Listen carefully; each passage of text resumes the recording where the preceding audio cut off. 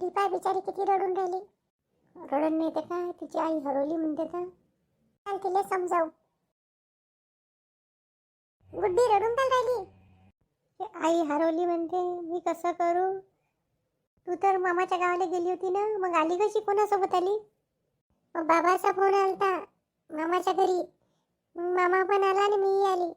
तर मामा गेलाय कुठेतरी, सुरू आहे ना गोष्टी, तिथं गेलाय मामानं बाबा. तू घरी काऊन नाही गेली. मग मामा म्हणे दुकान उघडा आहे इथंच बस. आई कुठं गेली असन, म्हणजे आई कुठं गेली असन, कोणा नेलं असन. कोणी नाही नेलं ना, कुठे नाही गेली असन कुठेतरी. तुझी माई एकटी फिरायला जाते, गेली असं कुठं फिरायला. तू पहिले रडणं बंद कर. कसं करू, मला नेऊन द्या पहिले. तू रडणं बंद कर, आम्ही आणून देतो पाहून, आम्ही पाहायला जाऊ. तुम्ही कुठं जाण पाहायला. आपण मोठ्याच्या गोष्टी ऐकू काय म्हणतात हे, तर मग आपण आपला प्लॅन करू. खरंच पाहून आणून द्यान का. हो, तू रडणं बंद कर. आम्ही जातो त्याच्या गोष्टी ऐकायला, काय म्हणते, कुठं आहे, काय आहे. तू इथेच बस, आणि तुला काही वाटत असेल खायचं तर दुकानातलं बिस्किट खाऊन घे, देतो आम्ही. हो चल मोहित, आपण पाहू, विचार करू. एवढं मोठं कारण होतं का सोन्याची, तर ही गोष्ट तुम्ही मला सांगायला नव्हती पाहिजे का.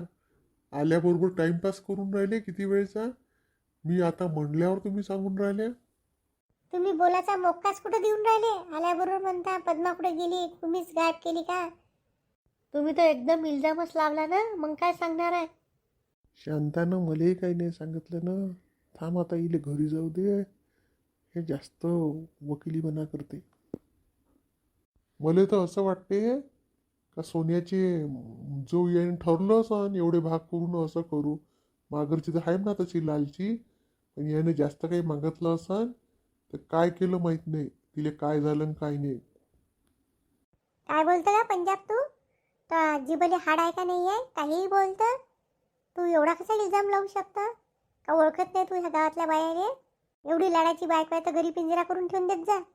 आता आम्हाला बोलायला भाग नका पाडू. तुमचे नवरा बायकोचे काय संबंध आहेत, किती काय ते बायको तर. मामा तुले पूर्ण माहीत झाल्याशिवाय तू कसा काय कोणाला बोलू शकता.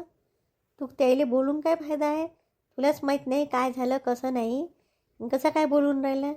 पण सांगणं लता, गेली कुठं असन ते. भावाच्या घरी नाही, बहिणीच्या घरी नाही, कुठं नाते संबंधात नाही. त्याच्या भाऊ तर आला, पण मला एक सांग का गेली तर गेली कुठं ते. कोणं नेलं तिले, भूतानं. पंजाब भाऊले कसं माहीत भूताने नेलं म्हणून. हो जी पद्मा काकू, मग अशी तुम्ही पाटलीन आजीनं तुम्ही तिथं उभ्या होत्या. तुम्ही नाही म्हणे का पाहायला जाऊ असं काहीतरी म्हणतही होत्या. तर तुमचं काय सुरू होतं तेव्हा. तेच तर आम्ही सांगायचा प्रयत्न करून राहिलो ना. का आम्ही कालच ठरलं होतं रात्री, काहीले सकाळी सांगून देऊ चुपचाप सोनं ते वापस नेऊन ठेव. नाही तर तू तुला पाहून घे, आम्हाला काही करायचं नाही. आणि आम्ही सगळ्याला सांगून देऊ का आमच्यावर काही हे नाही. तर तुलाच सांगितलं ना का पद्मा मामी घरी नाही आहे. हो मी सांगितलं तुम्हाला का नाही आहे म्हणून. मग आम्ही म्हटलं घरी जाऊन काय करू, विचार करू कुठं गेली असं नाही. आम्हालाही वाटलं लालची आहे, गेली तर नाही आहे कुठं, घेऊन सोनं घेऊन निघायला गेली का काय गेली. म्हणून आम्ही सगळ्याजणी विचार केला. असं झालं ते गोष्ट. पुढं काय झालं ते बी सांगणं शांता. काही लपू नको यायच्यापासून. आता सारं खुले आप सांग. काय सांगायचं आहे पाटलीन काकू, हे ऐकायलाच तयार नाही तर. शांता, जे जे झालं ते खरं खरं सांग आता. काय झालं ना काय नाही. आज दिवसभर बी तू गायब होती. कुठे गेले होत्या तुम्ही. आम्ही आज मीच पाटलिंग काकूसोबत भेटली. मग पाटलिंग काकू म्हणते, मी म्हणलं आम्हाला रस्त्यानं कसे कसे आवाज आहे, सोनं ठेव सोनं ठेव असं आम्हाला आवाज आले होते. तर आम्ही म्हटलं पाटलिंग काकूले असं असं झालं आहे. कंगा ते आमच्यासोबत काल नाही होत्या ना. मग पाटलिंग काकू म्हणते का काय झालं बा आणखीन. मग सांगितलं का सकाळपासून पद्मा मी नाही आहे म्हणते, कुठं गेली असन. तर पाटलिंग काकूनच म्हटलं का जंगलाच्या काठानं एक बाजी राहते जुने, त्याला माहीत आहे एका सावरकाराचं सोनं होतं तिथं असं तसं. म्हणून आम्ही त्या बाबाजीला भेटायला गेलतो. मग काय म्हणे ते बुवाजी. त्याने म्हटलं का हे शापीत सोनं आहे, एका सावरकार इथं राहत होता जुना, त्याचं सोनं वय, त्याचं सोनं इकडे तिकडे गेलं होतं, तो त्याची आत्मा फिरत राहते असं तसं म्हणलं. मग आम्ही घरी येऊन गेलो, आम्हाला लागली भेवतं. पंजाब भाऊ आम्हाला एक रस्त्यानं निया निळ्या कलरची स्लीपर चप्पल सापडली. ते पद्मा वहिनीची होय का तर माहित नाही, पण होती तिच्याजवळ तशी. म्हणून आम्हाला आणखीन मिळावं लागलं, म्हणून घरी आलो आम्ही. तुम्ही काय कहाणी बनवून राहिल्या का? एक चप्पल सापडली मग ते बुवाजी तसं म्हणे. तुम्ही समजून काय राहिल्या? तुम्ही केलं काय? खरं खरं सांगा आता. आम्ही एवढं चौचौ सांगून राहिलो तर आमच्यावर काही विश्वास नाही का? केलं काय 10 वेळा म्हणणं सुरू आहे. तुम्हीच बनवून राहिल्या ना जंगलात चप्पल सापडली, मग ते जंगलात डबल कायले गेली होती? आम्हाला काय माहित कायले गेली होती तर.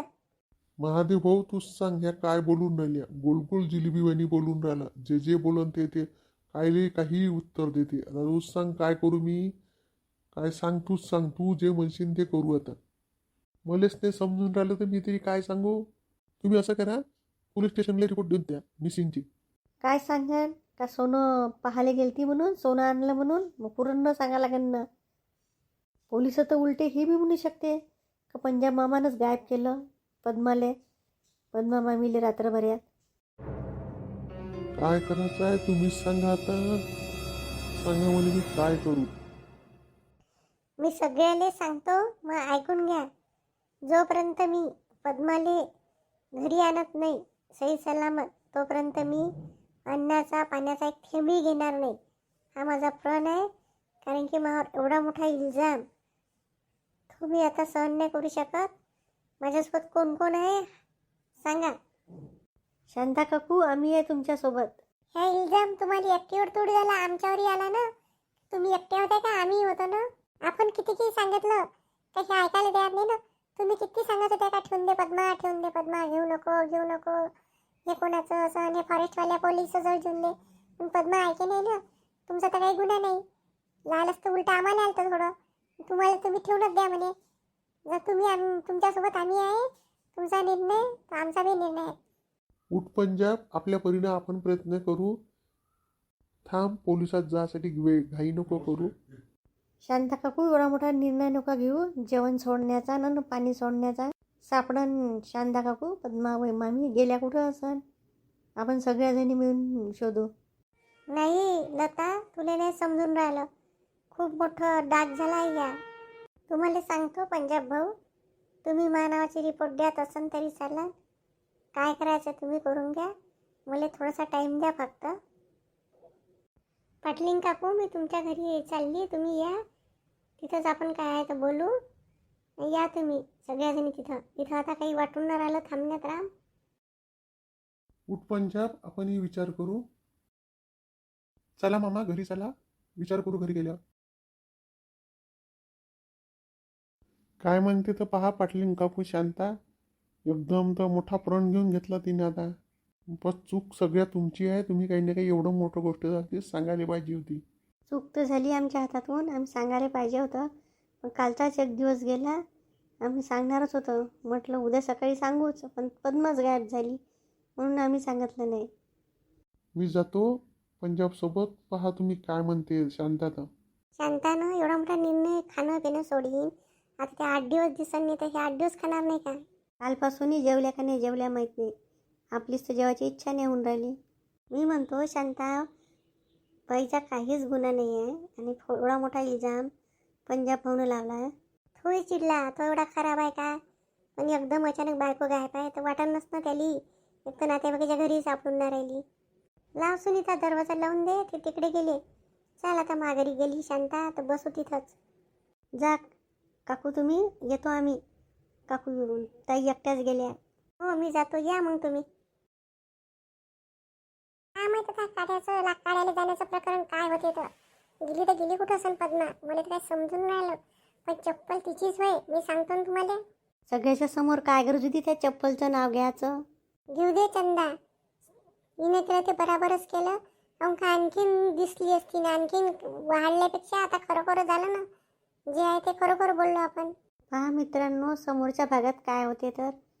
पद्माची कुठे आहे, पद्मा काय आहे, आणि लाईक न सबस्क्राईब करा.